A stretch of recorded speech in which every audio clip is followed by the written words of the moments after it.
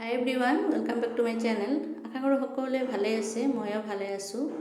আজি মই বহুত দিনৰ পিছত গাৰ্ডেনিংৰ ওপৰত এটা ভিডিঅ' আপলোড কৰি আছোঁ।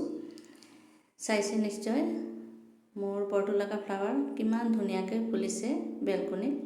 এনেকৈ মই হেংগিঙত দিছোঁ আৰু মোৰ ওচৰত এই ফুলটোৰ 5টা কালাৰ আছে। মই কালেকশ্যন কৰিছোঁ 5টা কালাৰ।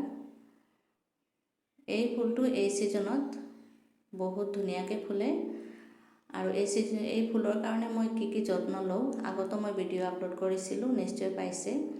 আজি মই এই ফুল গছবিলাকত পিঁয়াজৰ বাকলি পানীত তিয়াই তাৰ পানীখিনি দিম, কাৰণ মোৰ পটবিলাকত খুব পৰুৱা হৈ গৈছে আৰু পৰুৱাই মোৰ ফুলৰ মাটিখিনি বহুত বেয়া কৰি দিছে।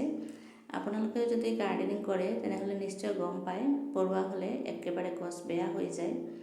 এইটো চব এটা বাস্কেটত দিছোঁ, সৰু এটা বাস্কেটত দিছোঁ, ইমান ধুনীয়াকৈ ফুলিছে। এইটো প্লাষ্টিকৰ এটা বাস্কেট হয়।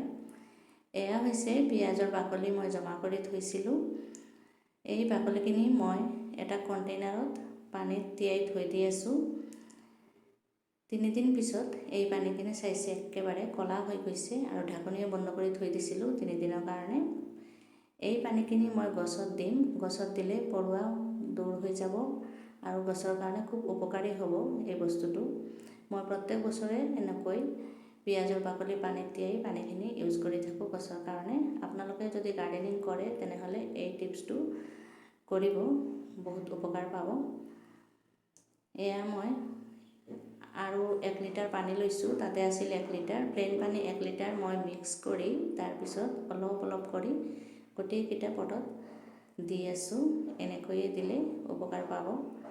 ফ্ৰেণ্ডসকল, মই ভিডিঅ'টো আজি বেছি দীঘল নকৰোঁ। আপোনালোকে যদি গাৰ্ডেনিং কৰে তেনেহ'লে নিশ্চয় মোৰ ভিডিঅ'টো চাই ভাল পাব আৰু লাইক এটা কৰি দিব।